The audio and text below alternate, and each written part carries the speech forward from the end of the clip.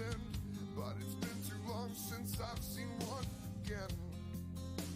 It's over now, you played your role, now it's time to dissipate.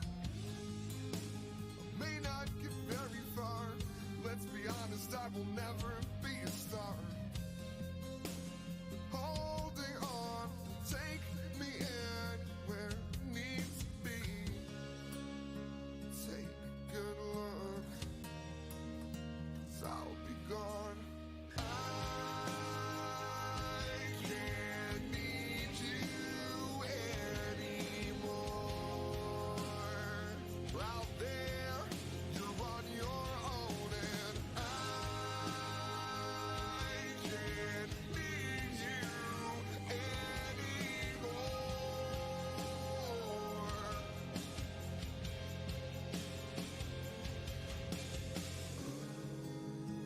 Tell me I'm all wrong. Anything to make it easier.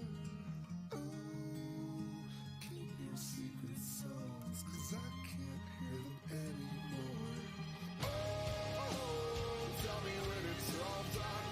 Take these memories and burn them all, one by one. 'Cause it's not fair to keep holding on.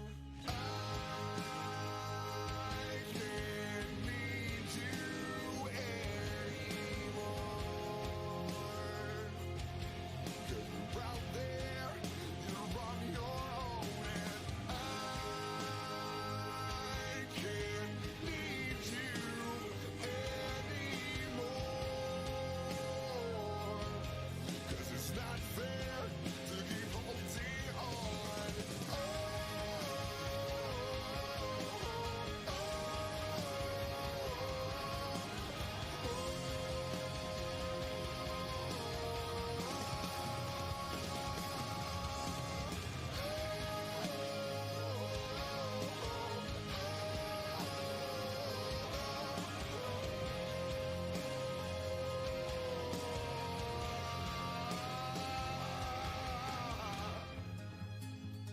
Take your words back home, back away nice and slow. Feel the ebb and flow, but please get sucked out to sea.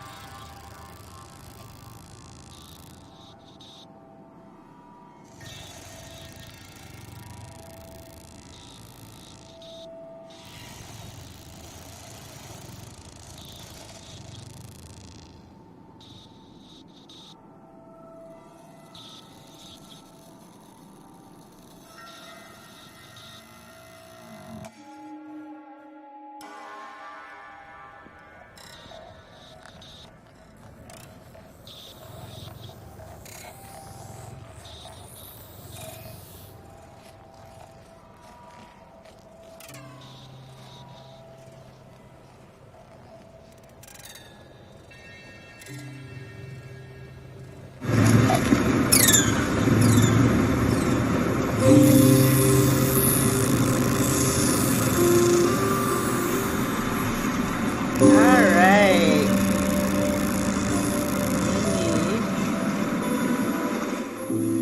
Hello, hello, everybody. How are you all doing this fine Beltane day? It is Beltane. Can you believe it? So I'm going to turn the music off. I had hoped to run it while I was reading, but I can see my internet is already being a downer. So hopefully it was just the music making it angry. Probably made some of you angry too, I'm sure. Because I was using pretzels, so it's always a surprise. You never really know what it's going to do or what it's going to play. So I'm hoping the square, it's still looking a little... Anyways, I have no idea if you can hear me or see me, so you have to let me know in the chat. Now, okay, welcome to Beltane. Welcome to Suffer Jerone's Hour of Horror. So tonight, I am going to read 2 horror stories for you here on Twitch. And I'm also populating out to Facebook and YouTube. I hope, I'm not quite sure. But if you talk to me in Twitch on the chat or in YouTube on the chat, I can see what you're saying. I'm pointing over there because I have my monitor here, and then I have a TV over there, and the TV is where I'm going to see the chat because I'm going to be reading my stories from my monitor. Okay, so first of all, besides welcoming all of you this lovely evening, I would like to point out this really cool background I'm using. This is a backdrop for green screen, and I got it from a website, and they said I can use it for free if I give the name. So the name of the wonderful person who made this really cool skull, catacombs, whatever, Rachel Dare, Daire. So go Google her and buy some of her stuff. I have no idea who she is, but I loved her skulls. See, look, you can even go down the tunnel. Who knows what's down that tunnel? I don't know what's there. Do you think something will come creeping out while I'm reading? Who knows? Anyways, let me know if you can hear me or can't hear me. Let me know if the screen's going blurry, either in the chat or if you actually know me, you could text me. Let's see. All right. So I'm just trying to figure out where to put I got 2 glasses of water.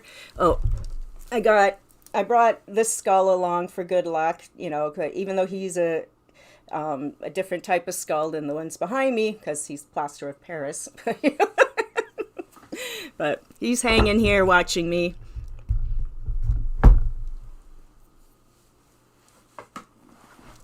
All right. So I just want to double check because I always go through this when I do Twitch. So it won't be any different just because I'm doing a reading. I just want to double check that I'm showing up, because no one's yelling that I'm not, but I don't know if anyone's even here. So there's always that. Okay. So I hope it's not freezing too much. Yeah. Okay.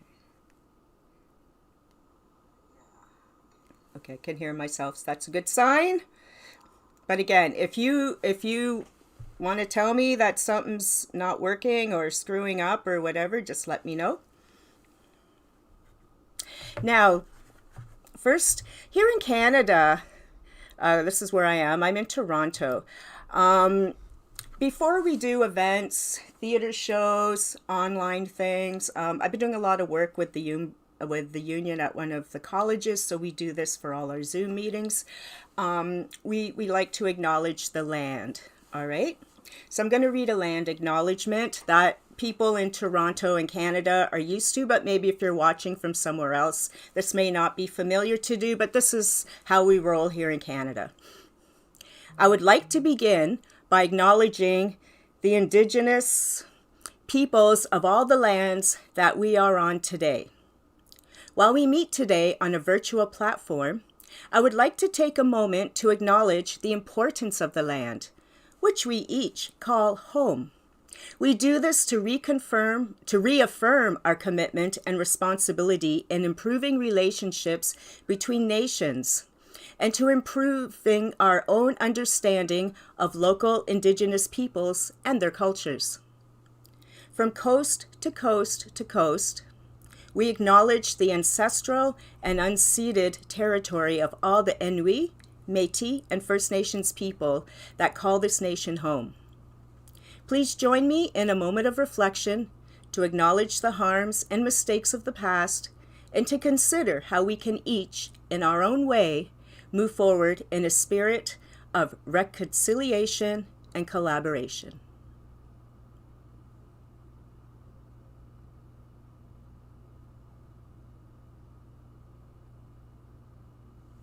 Thank you. All right, so I'm just going to check my technology again before I start rolling.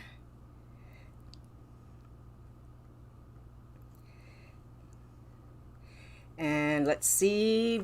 So, tonight's performance, or whatever you want to call this little reading I'm doing here on Twitch, is part of the National Readings Program, which is sponsored by the Writers Union of Canada and financed by the Canadian Council for the Arts. So I very much want to thank the Writers Union of Canada, the Canada Council, and the National Readings Program for allowing me to present this event, this online event. And it's the second one I've done now, and I'm really enjoying it.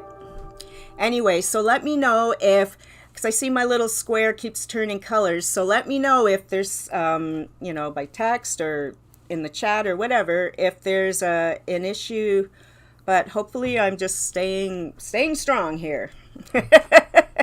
So now I know this means nothing to you, but I'm going to move my face over to the TV so now I can pull up my story to read to you. So while I'm reading, I probably won't be able to see the chat. Oh, actually, before I do the reading, okay, I'm pulling this back for a second. Sorry. You know, this is all new to me. I'm not a techie girl, and I'm a techie girl in a techie world. Okay, there's one thing I wanted to do, but I had to do it live. So give me 1 second to pull this up.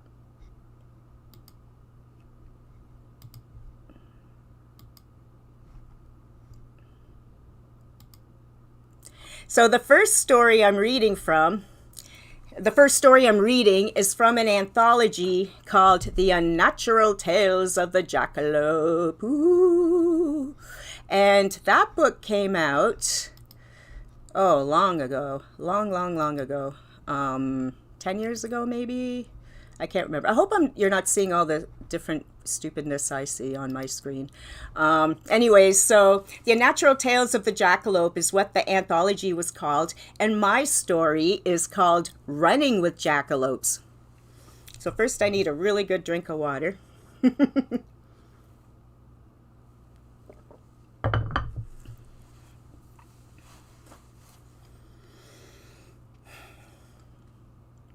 There was that singing again. I lay in my bed in the darkness of my room, goosebumps rippling my flesh, as the grating, high-pitched lullaby echoed from the living room. Oh, thank you, Cousin Catnip. Thank you so much for double-checking for me. I'm sorry I interrupted the reading, but thank you. Thank you. It means a lot that you're checking it. Okay, I'll start again. I'm sorry. There was that singing again. I lay in my bed in the darkness of my room, goosebumps rippling my flesh as the grating, high-pitched lullaby echoed from the living room. At first, I thought it might have been a cat in heat howling outside my window. But the sound was coming from inside my small apartment. Sighing, I threw back the covers and slipped out of bed to follow the sound. It was sticky hot in the apartment, as always, and I wiped my sweat-soaked hair from my eyes as I stumbled out into my tiny, narrow hallway. The living room glowed faintly, with the full moon shining through the shears. The haunting noise screeched higher, and then stopped as I entered the living room and turned to face the couch. It made a horrible, twisty, Tim Burton-esque shadow, so I flipped on the overhead light. "You," I said with gritted teeth. Was it that thing making all that noise? I glanced around the small living room to see if there was a cat or a rat or something else darting from my presence. But nothing moved or had been moved. I stared again. I picked the huge heavy thing up and examined it for a music box contraption of some sort.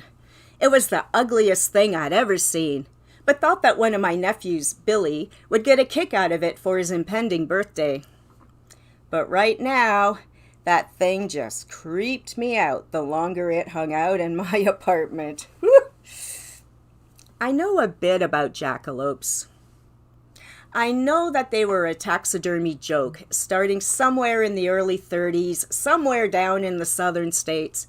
So when I stumbled across one in northern Ontario at a garage sale, I thought it would be a hoot, a gag gif, a laugh a minute. But the last laugh was on me. Sure, the thing was ugly, hideous, ridiculous. It stood almost 2 feet tall, 3 if you count the crazy deer antlers sewn into its big bunny head. In fact, in the shadow of the darkness, it looked like a demon troll or a renegade reindeer. I laid him down on the couch and turned off the light. I decided to go grab a bottle of water from the fridge. I guzzled down half the bottle before I even shut the fridge door. Pressing the bottle against my forehead felt refreshingly cool in that tropical jungle I called home. Jack-a-lope. Big, tall bunny with antlers sewn on top. Hilarious! until you're staring at one in the dim shadows of your living room, believing that he's not exactly hanging out where you left him. Jackalope lay on the floor, his smooth ebony eyes staring unblinkingly at me.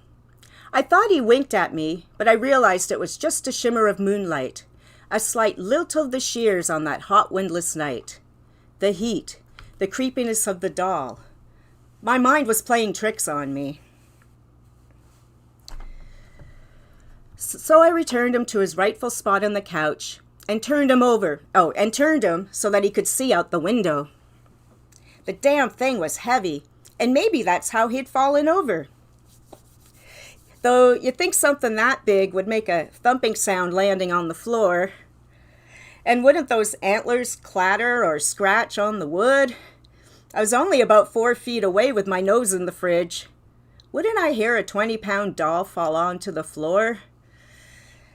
I righted him up, checking him securely. Now, you watch the pigeons when the sun come up, I suggested. I double-checked that the TV and the radio were off. I looked back at Jack again as he stood regally staring through the curtains at the city below. I returned to bed, a cold sweat causing me to shiver. My nerves were shot. I was beginning to fear that damn doll, but it was better than it was out there than in the room with me. I hoped that there would be no more noises that night, but I still tossed and turned, bracing myself for that eerie song that never came. After a restless night, it was finally morning. I could finally justify getting up and starting my day. When I got up, I went to see him first. And in the light of the day, Jackalope wasn't that scary. He still kept sentinel where I left him, his expression grim, not a peep from his little sewn-shut mouth. I even talked to him while I made my coffee and asked him if he'd like some veggies. He didn't answer me, of course, and I poked around to see what I even had in my fridge that would resemble a vegetable. I wasn't the best shopper, cook, or healthy eater, but I did keep a stash of veggies in the freezer for the odd day that I might actually eat them. I opened a bag of mixed veggies and another one of baby carrots and poured them in a bowl. For a second I debated microwaving them, then got a grip. Hello, you're gonna microwave food for roadkill? I carried the large silver mixing bowl into the living room. I turned Jackalope around so that he could see my offering. Look, food! Food if you get hungry later. I felt foolish pushing the bowl slightly closer to him. Time was a-marchin', and I had to get to work. I grabbed a muffin and filled my portable coffee cup with the rest of my coffee and headed for the subway. I could barely stay awake at work, images of jackalopes running through my head. I even Googled them and read all about their legends. It made me laugh and reminded me about why I bought the damn thing to begin with. It was a joke! It was funny! I was just tired because I scared myself. Some city girl I was. That night, I watched TV and positioned Jack so he could watch it too. Maybe watching a bunch of sitcoms would be relaxing, and I could sleep. As I sat there, I noticed the bowl of veggies I'd put out for Jack that morning was empty. I looked over at him. He said nothing, but continued to watch TV. So, I guess you liked the food, I asked. I don't know if I expected him to answer or not. I likely would have had a heart attack on the spot if he did. You'll like my nephew. He's going to be 11. His name's Billy, if you care. I laughed at myself. Why do I care what Jack thinks? I looked back at Betty White and Valerie Bertinelli trying to explain their way out of some compromising position and decided that tonight I'm going to take some melatonin and see if that doesn't knock me out enough so that I don't have to deal with jackalope shenanigans. Night, Jack, I told him as I clicked off the TV and turned him so that he could look out the window. I turned off the lights and took a deep breath. The melatonin tablets were dissolving quickly under my tongue, and then I faced the dilemma of when is it exactly that I brush my teeth? I figured that when I inevitably got up to go to the bathroom, I'd brush my teeth then. The matter solved in my head, I snuggled into bed and prayed for a deep, dreamless night. but it wasn't. I fell into a sleep, a darkness within a darkness within a darkness. I fell and fell.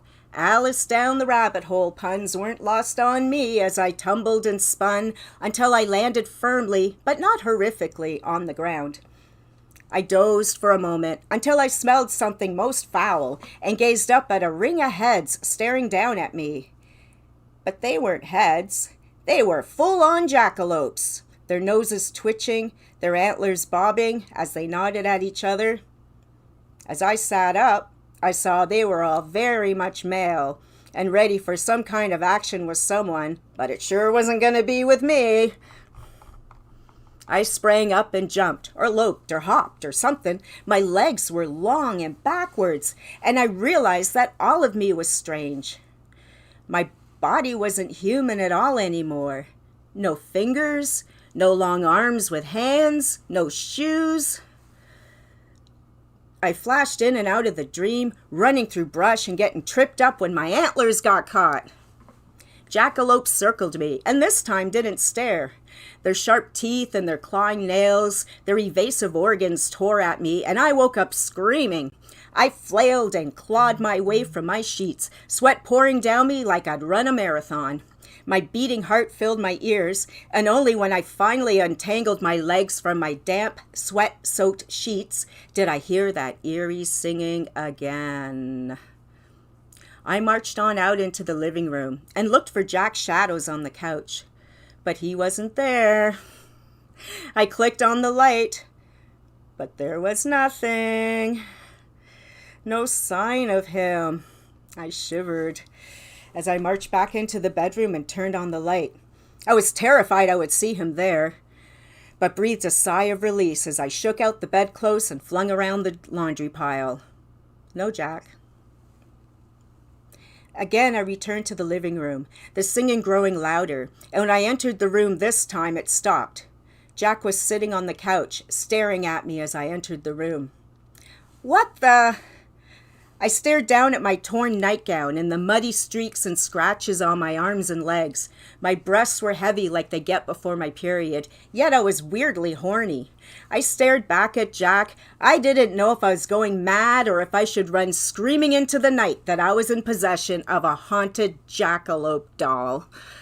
Jack, please, I have to work in the morning. I didn't dare to move in case he lurched at me like the creatures had in the dream. Let me get you something to eat. I'm sure you must be hungry after your adventures. I hurried into the kitchen and tore open the rest of the bags of frozen vegetables. It was a heaping high potful, and I placed them on the coffee table, not taking my eye off that thing for a minute. I returned to my room and locked the door. No damn Jacks were coming to get me now. The pull of the melatonin lured me back to sleep, and there were no dreams at all. When I woke, he was standing over me. I screamed and jumped away so fast it was almost supernatural. Jack was in my bedroom, the door hanging open. My body ached and drops of blood oozed from scratches on my body. My jaw throbbed and there was a gritty, musky taste in my mouth. My stomach rumbled and nausea swelled through me. I nearly didn't make it to the toilet as I threw up. Once my retching subsided, I looked over to the bathroom doorway, expecting to see that jackalope watching me. But it wasn't. In fact, I could see the tip of one of its antlers on the bed where it still lay after I flung it. I shut the bathroom door and locked it. Not that that thing had stopped anything from happening before. I kept the shower curtain open as I washed, marveling at the length and depth of the claw marks across my torso, breasts, arms, and legs. As I lathered up my long dark hair, clumps of mud fell out with clumps of knotted hair. Even though the heat of the water was soothing, my body ached as if I'd been flung from a cliff. All I cared about was getting to work on time. Well, that's not true. All I really cared about was getting the hell out of that apartment. Refreshed from the shower, I decided I would get dressed as quickly as possible and treat myself to a fancy-ass coffee and a big carrot muffin in a cafe, and worry about my makeup in the cafe's bathroom. I couldn't take another moment in this creepy apartment. Thank God Billy's birthday party was the next day, and Jack would be gone from my life, and hopefully the freaky dreams too. A boy wouldn't be so freaked out by that doll as I was. Boys like disgusting, gross things like rabbits with antlers sewn on their head. Jack watched me from where he lay in my bed. I didn't make eye contact and just went about my business. I have to go in a bit early today, Jack. There's some business I need to attend to. Sure, explain yourself to a furry corpse. That makes sense.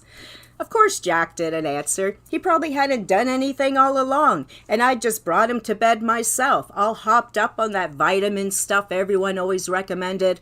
I bet even absinthe didn't make you dream crazy shit like that melatonin.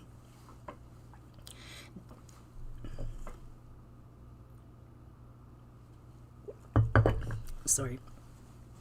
The air was thick with the humidity of an impending thunderstorm. The distant rolls of thunder majestically rumbled in chorus with the underfoot humming vibration of the subway trains. It was as if heaven and hell were both dissatisfied with me and were getting ready for a smackdown. However, I'm not that crazy. Not crazy enough to believe that the entire universe and beyond has it in for me. I descended into the subway tunnels, headed for the little cafe that served homemade muffins. The butter drizzled down my fingers as I devoured the last of my carrot raisin walnut muffin. My sugary cinnamon lace latte had been a delectable companion, but was now long consumed. A sense of saneness returned. I'd been way more overtired at other times in my life than in recent days, but I'd been under a lot of stress lately. Well, no, not really. No more stress than usual. Job, single life, wondering if I'll ever date again.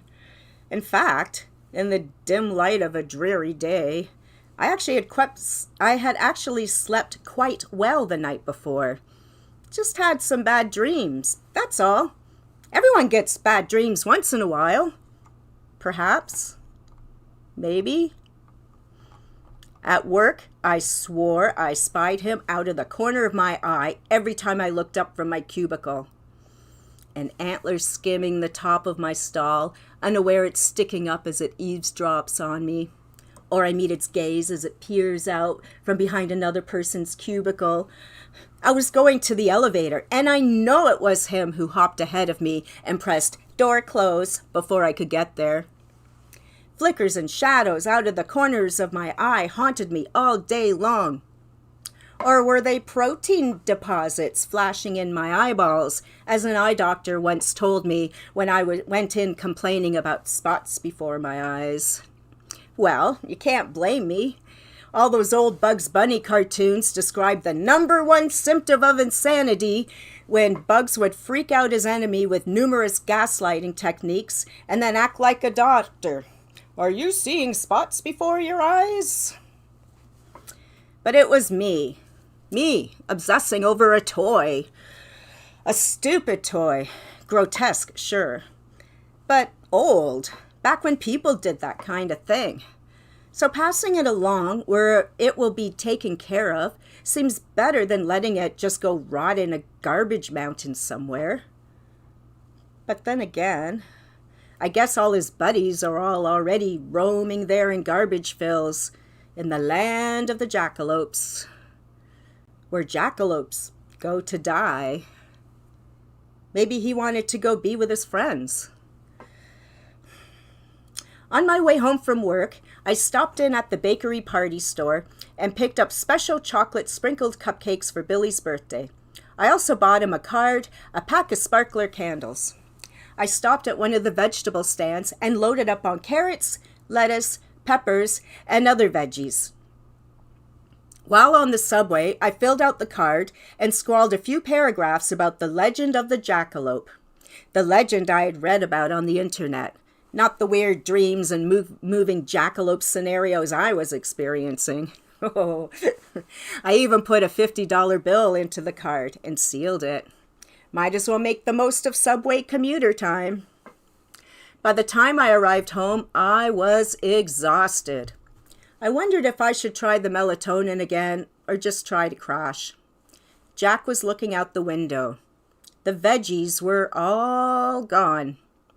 I put the cupcakes into the fridge and tossed the card envelope onto the coffee table. I see that you had a nice feast today, I said, cautiously. Look, I brought you more food. It won't even be frozen. Just let me sleep tonight so I can enjoy the party tomorrow. I turned Jack around so he could see the TV and put on the Big Bang Theory. I went into the kitchen to chop a million vegetables. I ate almost as many as I chopped. I hadn't even realized how hungry I was. I guess I hadn't eaten since breakfast. I was trying so hard just to get through my day. I put the fresh bowl out, poured myself a glass of juice, and went to bed. I left Jack to watch TV. I figured it'd be better that way. Maybe he'd leave me alone if he wasn't lonely and bored. I fell into a fitful sleep and woke to that singing, shrieking sound. My mouth was full, and as I pushed the pressure away from my face, I saw it had been filled with the swollen tit of a jackalope, bitter, sweetly sour milk pouring into my mouth. I retched as another jackalope shoved his swollen nipple to my lips, other jackalopes clawing and scratching and even taking bites out of me. Despite the horrible taste of the jackalope milk, my senses were starting to take on a Pink Floyd, Jimi Hendrix, Are You Experienced on the Dark Side of the Moon kind of overtone. Though I'd never tried S&M type practices, I was now appreciating the pleasure-pain paradox. These creatures were mauling me, hurting me, yet also pleasuring me. And the longer it carried on, the more endorphins kicked in, and the more I wanted it. It was only a dream. I knew it had to be the melatonin, a side effect from the other nights. I was freaked out by that doll, and so gave myself night terrors, coupled with that drug that isn't a drug, that is worse than a drug. Once that doll is safely with Billy, my worries will be over. I kept waiting to wake up as jackalope after jackalope had his jackrabbit way with me. A strength grew within me, a lust for more power, a lust for more lust, a lust to finally shake off these jackalopes and get on with my day.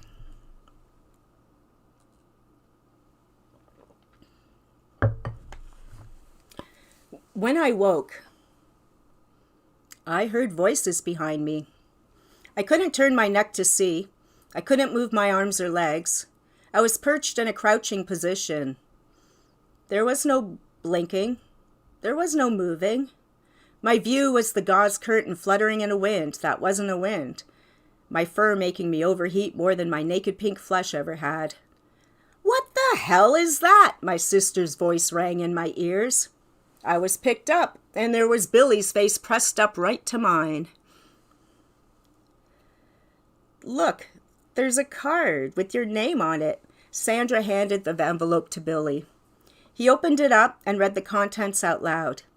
He read the legend of the jackalope in that slow, faltering voice that little boys have when they are too excited to read anything at all and just want to check out the cool gift. At last he was done, and rough hands grabbed me. "So cool," Billy said, and took me from his mother. "Wow, it's heavy. It's almost as big as you." "It's gonna look great in my room," Billy said. "It's too bad Vera couldn't be here to see the look on your face," a man's voice said. "She'd been looking forward to giving it to you." "Well, thanks for letting us in, Jack. We'd been worried when she didn't come to the party, and no one at work would actually come over here to see how she was." My world grew dark, and I realized I was being wrapped in newspaper and then put in a large box. I could still hear their conversation, as muffled as it was, getting with all the noise of wrinkling paper and duct tape. "Yes, well, she didn't want you to worry about this sudden jury duty. Since it's a murder trial, she might be cloistered for weeks. Top secret. Even I'm not supposed to know, but I figure I should tell you since you're so close and all, the man said. Was my sister actually giggling at that douche? It's nice that she has a friend like you who can watch her place until she returns, Sandra said. The rest I never heard. What does it matter? I know what's going on. Life goes on, or death, or limbo, or whatever hell kind of existence I'm existing in. When Billy's asleep, I go crazy with wanting to jump around and get laid, but I'm nailed to this stupid board. I sing loudly, the notes that Jack used to sing, ringing easily from my unfamiliar throat. My body throbs with unrelinquished tedium, but there's nothing I can do. Sometimes another jackalope will slip into the open window and have his way with me. I can't do anything. I haven't mastered the magic of movement whenever I want. Just yet. So I wait. And watched Billy do his homework, and play video games, and play with himself, and snore. As time drags on, I see a rhythm. During a full moon, anything can happen. I too can run in the fields and hump whoever I want. I can sing and laugh and mock humans or love humans. I can vent my frustrations in a short but eventual window of opportunity. My multiple breasts are heavy with milk that everyone wants because it's an elixir of passion. All jackalope milk is, which is why everyone is always clawing each other to get drunk on milk and then get off on each other. I look forward to those full moons most of all. The daytimes are far more grueling than the nights. I'm usually used as a laundry hamper for sweaty hockey socks and jock straps and can't see anything that's going on. Most of the time there's no one there at all. No one to look at. All I smell is dirty feet. Now and again the family cat comes over and takes a piss on me. It tries to hump me too, which I don't mind as much as being pissed on. But in my head I'm laughing.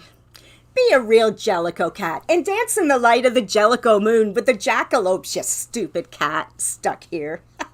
But he's too proud to deal with the likes of me, except when he wants to sharpen his claws on my antlers. But I'll bide my time. I love my nephew and would never hurt him. Ever. No matter what curse I have to endure in the meantime. However, Billy has to grow up sometime, and once he does, he'll bring a girlfriend over, and then the real magic will begin. But in the meantime, I'll run with the jackalopes in the full moon. It's not so bad. So that's the first story, Running with Jackalopes. I hope you enjoyed it.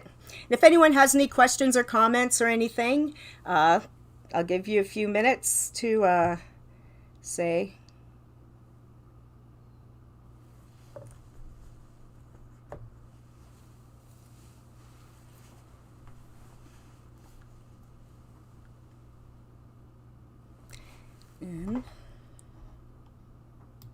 So I'm just going to do another bit, a little technology.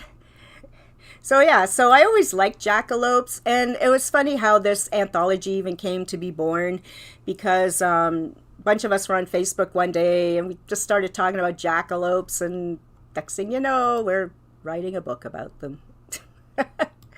So now I'm going to get rid of that picture. The next story is a little bit shorter. I hope this is the right one. Okay.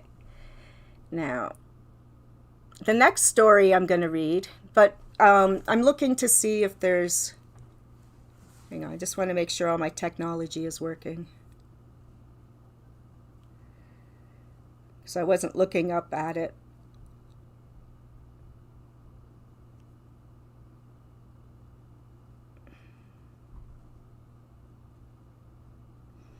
Yeah, I think it is. All right. Who knows? That's the thing when you do everything yourself, eh? But we're all patient here. Okay, so I'll put up the slide for the next story.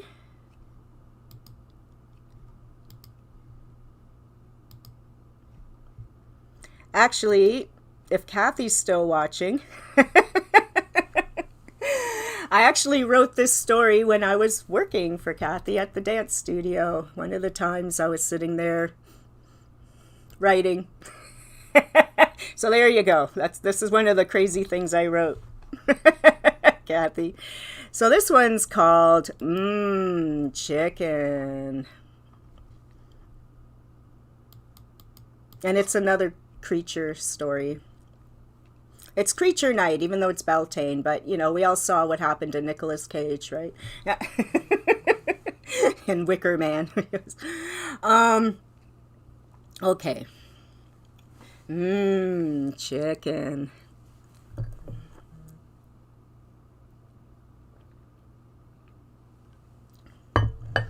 He smelled good. He smelled of wood smoke and cigarettes, of sweat and coffee, of beer and fried chicken. He smelled like my man. I always knew when he was bringing me a special treat. The smell of his offering mixed in with the other smells. It was often a fresh raw carrot, but sometimes it was a piece of burger or... Oh, sorry. I'm distracted by this thing. Is too big. Sorry, it's reading. Technology there. Okay, I'm sorry. I always knew when he was bringing me a special treat. The smell of his offering mingled in with the other smells. It was often a fresh raw carrot, but sometimes it was a piece of burger and a couple of fries. My absolute favorite was fried chicken. Whenever he made up a batch of fried chicken, he'd save me a piece. Watching him boil up that chicken was great fun, and sometimes I'd even nibble the raw chicken when he wasn't looking. He usually brought me a treat of some kind. It might be chicken or nuts or fries. Whatever the treat was, I always took it and knew that even when he was gone from me, I was on his mind.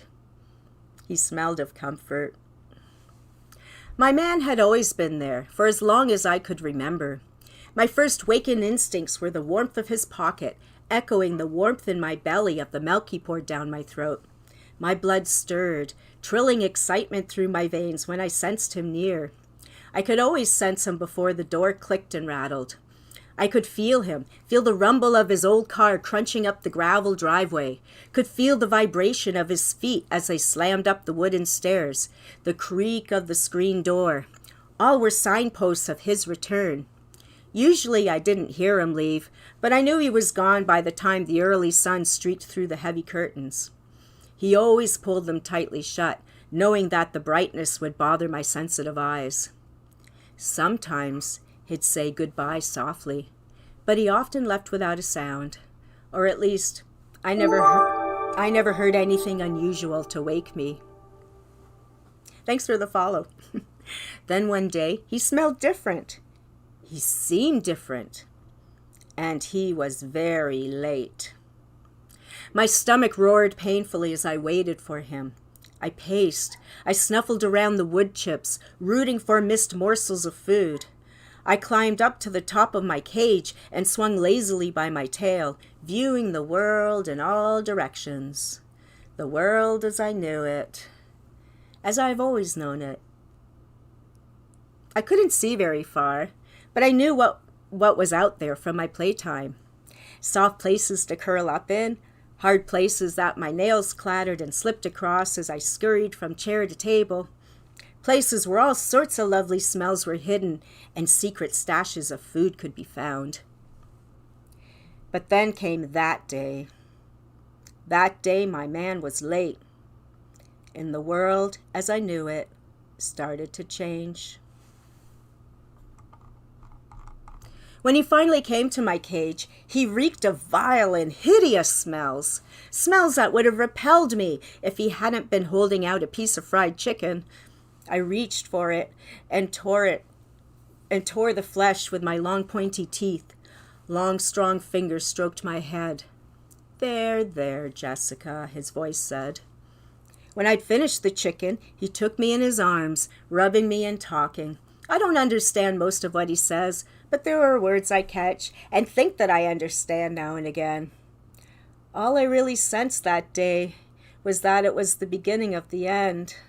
That was the That day was the point everything changed forever. From then on, I always woke up hungry. My cage grew damp and stank. My water was seldom changed. My man was often late when he came home at all. I hung by my tail, spinning from side to side, snatching at dust motes or flashes of light, or nothing at all. I stared longingly at the outside world, wondering if maybe this time he wouldn't come back. My tail vibrated, and I realized that it was the car coming up the driveway. My heart raced. He was home. He was home, and he would play with me and feed me and put clean wood chips in my cage. He would change my water and feed me chicken. I heard the door open, heard his footsteps, and the sound of another's footsteps. I smelled a heavy, pungent odor. Too sweet, too strong. It made my eyes water. I heard his voice, and another voice too. A high voice pierced through my head. At long last, his footsteps came towards me. Whoops, I lost my spot. Okay. He opened the door to my world and spoke my name. I stood on my back legs, clutching the bars, my whiskers twitching excitedly. He reached towards me, and then I heard a shrill explosion that I swear could have rendered me deaf. I fell back in alarm, my heart slamming against my chest. I thought for sure the world had ended. I heard the other person babbling nonsensically, words that I heard but didn't understand. "What the hell is that?" She grabbed his arm, her eyes so huge that even I could see them with my lousy vision. "Jessica, my Jessica," he said. "It's a rat, a huge fucking rat." She turned away. "Nonsense," my man said. "She is not a rat. Good God, you've lived around here long enough to recognize a possum, don't you?" "A possum?" She lowered her face to stare me in the eyes. Her smell was rancid now from her fear. Sweat and that sweet smell mixed together. It made me sick, so I hissed at her. She screamed again. "It has rabies!" My man took her by the arm and led her away. I could hear them talking and the sound of the television clicking on. I heard their voices rise and fall all night, their breathing loud and soft, low guttural sounds rolling in their throats. But they never came back. My man did not bring me food. My man did not bring me water. My man did not pat my head and tell me everything was going to be all right. Because it would never be all right again. This time I heard my man leave as the sun burst through the curtains. I was so hungry I couldn't sleep. I gnawed on the bars for a while, but soon my teeth hurt. The wood of my little house helped calm the burning and gave me something to do instead of sit and stare. Of course, as the day wore on, my house lost a wall, so I guess it wasn't a house anymore. My legs trembled and I feared they wouldn't hold my weight for long, so I walked around in short little bursts. Even when I tried to climb up the side of the cage so that I could swing by my tail, I couldn't bear the agony of hanging on. Pain shot through my fingers and along my arms.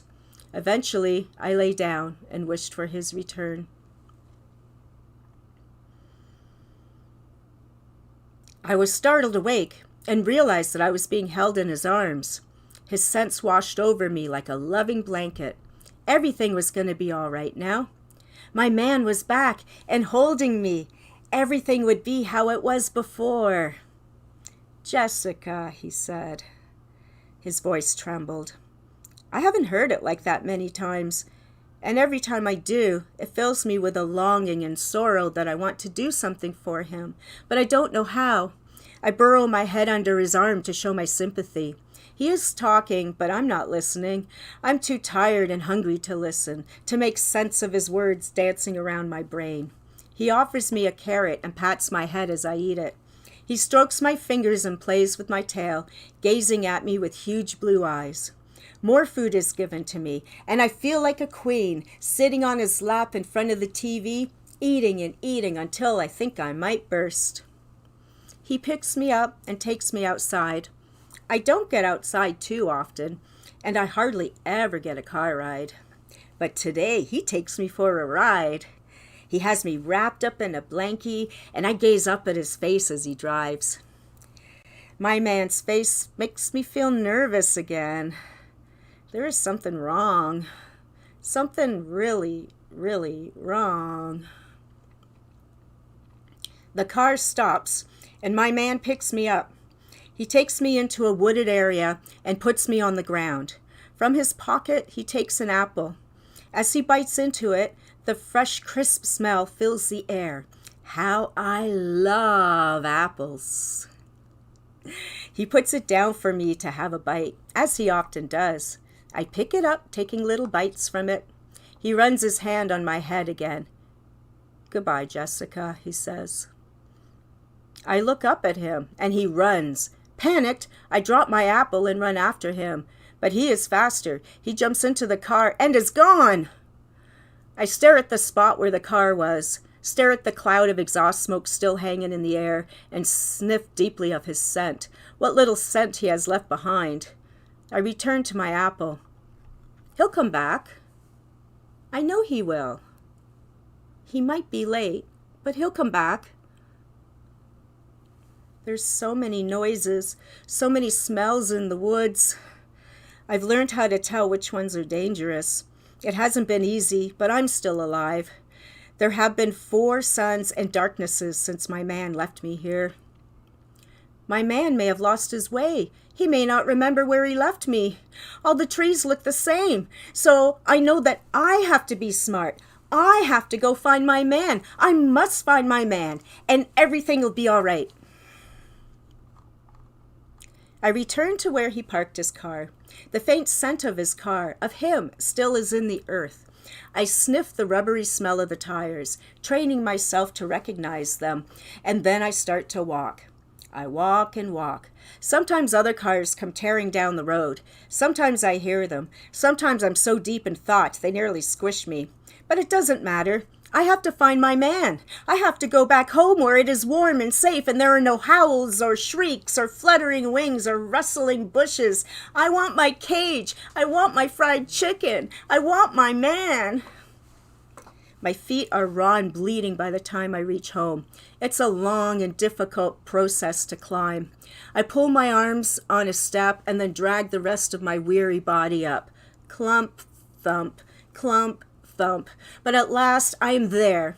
I made it to the front door and I lie against it, smelling a smell waft out underneath. It only takes a few minutes of rest before I get my second wind. After all, I'm home now. I just have to get back to my cage. I walk around the house trying to find a way in. There had been a tree by the window where my cage was. I remembered that. I know that because I've climbed in the tree and swung down the branch, gazing through the glass at my cage. And from the inside, I've often looked out where the curtains were opened and longed to climb and play on the branches. The tree is there, and I climb it, my raw hands burning as the rough bark bites into them. There is the branch leading to my room. Carefully, I pick my way to the end of it. Of course, with my eyes, I can't see anything much. I can't even tell if the curtain is opened or shut, so I edge my way along, the branch bending with my weight. I grab it with my tail to keep from falling and see that there is a ledge to the window. It's not very wide, but if I really try to keep my balance, I might be able to hang on to the edge of it long enough to look inside. I take a deep breath and fling myself from the branch to the ledge. There is a smack as my body hits the pane, and I nearly teeter off, but I don't. From the other side of the window, I hear movement. The curtain is shut, so that doesn't help me at all. I stand there staring into the window. The curtain shifts. There is a high-pitched shriek from the other side that shoots through my eardrums, giving me an instant headache and renders me temporarily paralyzed. The light snaps on in the room, and it startles me enough that I blindly lose my grip and fall off the ledge. There is noise, talking and stomping, and then the light snaps off again.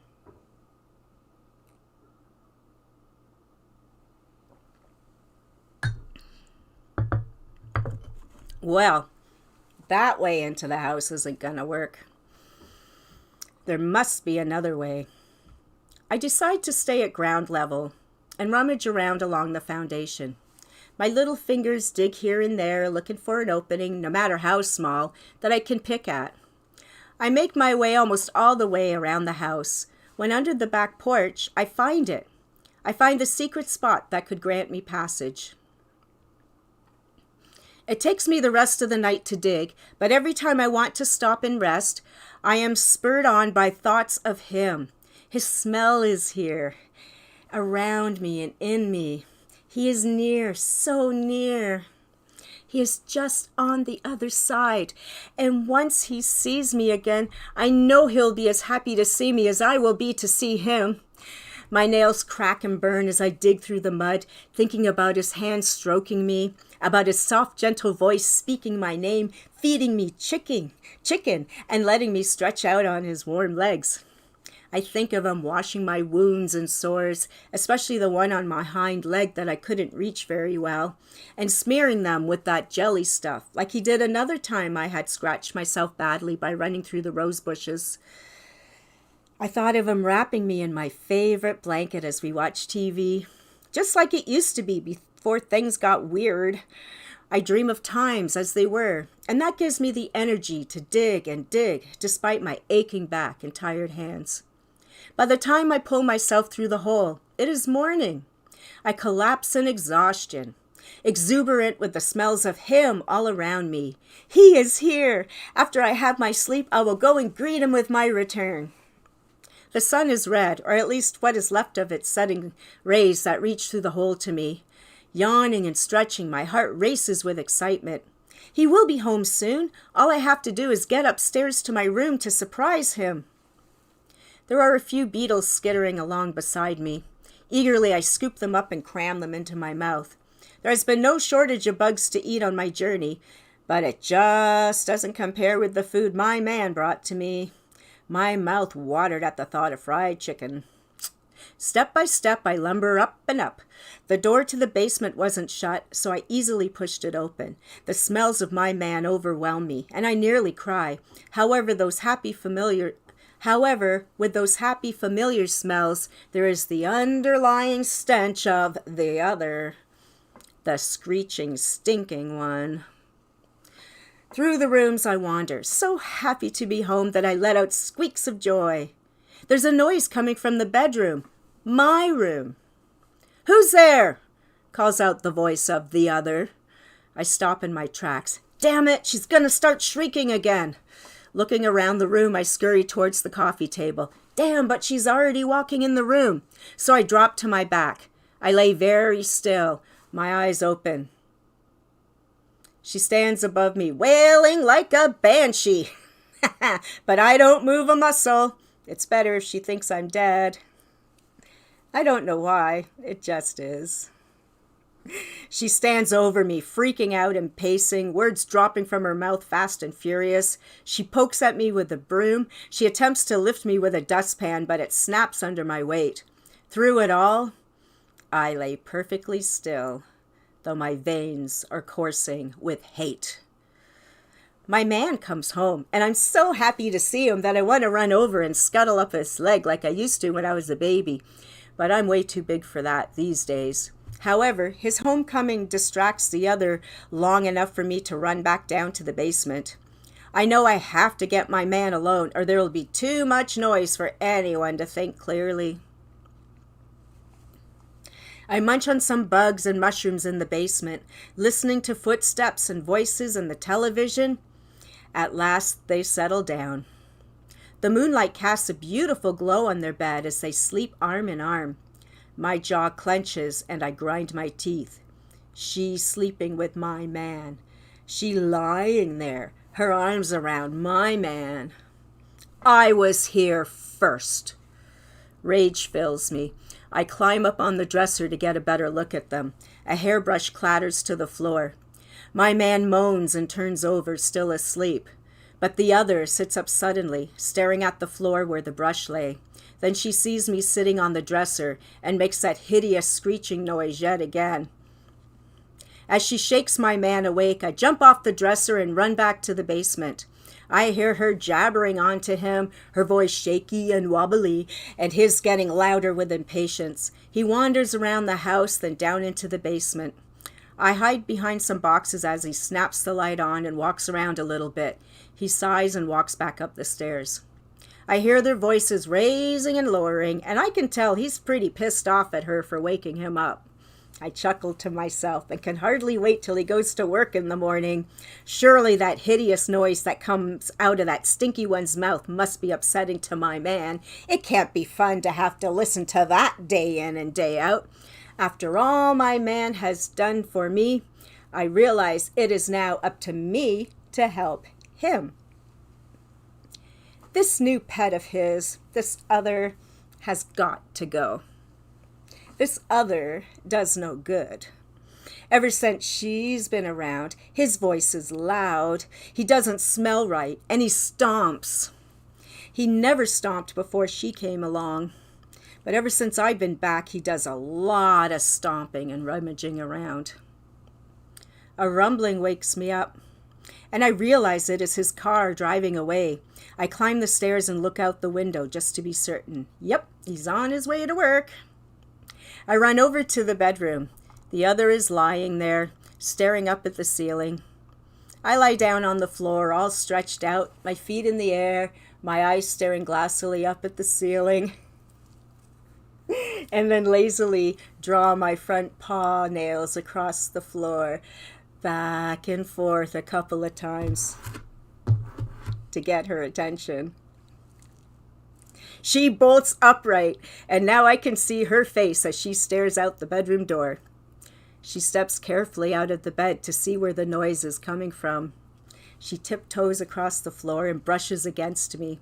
I stare up at her without focusing, and there's that damnable siren once more. She runs from the room, and I dart under the bed. She returns with a broom and pokes around under the bed with it. I scrunch up into a little ball, trying to mold myself into the wall. She pokes at me harder, and I let out a squeak. "Gotcha!" she shrieks. I run out from under the bed, making sure that I rub against her legs as I go. The sight of me horrifies her long enough for me to scamper into the kitchen. She runs through the house, hitting things over. A lamp smashes, chairs are overturned in her fury to find me. I watch from the cupboard under the sink. There is a hole where the pipes go that I remember from one of my adventures. With a bit of luck, I can still squeeze my way through the maze that goes under the floor. I sit and wait, listening to chaos, peeping out at chaos. It's amazing to me how persistent the other is, yet she can't find me. Just to see if I can still fit down that pipe hole area, I stick my head down. Yep, there's certainly plenty of room down here. The sun is shining into the kitchen, and I am feeling sleepy. It seems like a good idea to stretch out and take a snooze while I can. Above me, the thumping and smashing continues on. There is an amazingly delicious smell in the air. I open my eyes and stretch. It is cooler now, so the darkness must be here again. I know that smell. That smell is my favorite smell in the world besides my man. That is the smell of fried chicken. Drool drips down my chin and my tummy rumbles as I make my way back under the floorboards and under the sink. The view from under here is perfect, or at least as perfect as it can be with my eyes. The other is standing at the stove. On it is a big pot bubbling and hissing with steaming liquid. I watch as she drops pieces of chicken into it. I like raw chicken too. But fried chicken, it's just my favorite. The sizzling, the smell, it is all getting to me. Poking my head out further, I push the door ajar with my fingers. I want my fried chicken. She turns from the stove to reach for a plate from the nearby cupboard. Then off she goes to the table for paper towels. I climb onto the counter by the stove, holding perfectly still. I watch her fuss and fiddle, and my gaze returns to the stove where the pot boils and a blue flame dances just underneath. Using my tail, I reach up to open a cupboard door. There is no question that she will see me when she turns around. I take up the whole side of the cupboard. I climb up higher and clutch the door handle of the cupboards above the stove. I hang upside down by my tail, swinging over the delicious pot of fried chicken. The steam rises and it is very hot. I want the chicken and I want it now. I grab a nearby wooden spoon and swing it back and forth, trying to fish out a piece of chicken. Just as I manage to scoop a piece of chicken, she turns around and sees me. We scare each other, and the chicken falls. The whole pan tips and swooshes. Oil spills over the side. I jump onto the counter just as flames shoot up. She beats at the fire with the spoon. It travels up her arm and her hair. She screams, grabbing for a red thing, and aims it at the fire. White stuff pours out all over, drowning the fire on the stove. She throws herself to the ground, rolling back and forth. The flames that were licking her have stopped. I stare with dismay at the chicken, the pot. She has drowned every bit of chicken in that foul-smelling foam. Rage fills me. I leap onto her, digging into her face with my nails. I bite her on the lip. She rolls and flails, trying to pull me off. I bite into her again, where the fire has seared her. Amazingly enough, she tastes a lot like fried chicken. I tear another piece off of her, the screaming from her driving me more crazy than the thought of her ruining all that chicken. Who knew such a stinky, loud creature could taste so delicious? I dive into a feast the likes of which I've never had. I fill my stomach with the rich, juicy flesh. Soon, she stops making all that noise. Soon, she even stops trying to pull me off of her. The door swings open, and there is my man. He stands frozen in the doorway, his delicious scent wafting into the room. I'm so happy to see him. I hope he's happy to see me too, and I hope he's happy that I've found him again. And that was the story, Chicken. I hope you enjoyed it. So that concludes my hour of horror. It was Creepy Critter Night. I'm just going to move this back over here. I do believe there's probably some technical issues because I see the little, you guys don't know what I'm talking about unless you're Twitchers, but the square that shows the connection keeps going in and out, so who knows.